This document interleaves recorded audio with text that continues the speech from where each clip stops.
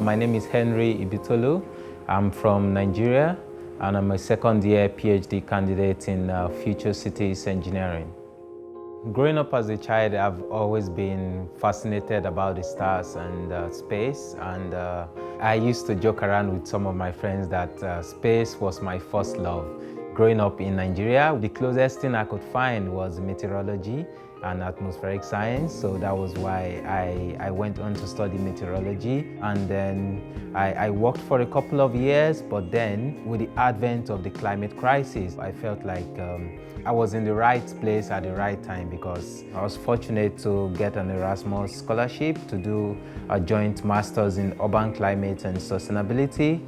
But I could remember when I was doing my master's, I came here on a weekend to visit a couple of my friends at the University of Edinburgh here.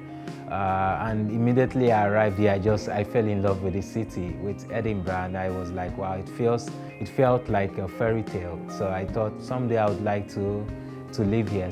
And now coming to do a PhD in future cities engineering just seems like the next step in my career, the right step actually. And also, most importantly, because it was at the University of Edinburgh, which is a top university in the world. So that's why I'm doing a PhD. Doing a PhD in engineering it's hard. I would say, I won't lie about that, it's hard. But especially, it's a lot more challenging for someone like me coming from a non-engineering background in meteorology and trying to do a PhD in engineering. It's hard. So I had to take classes on foundation geotechnical engineering. I remember that I took classes with second and third year engineering students.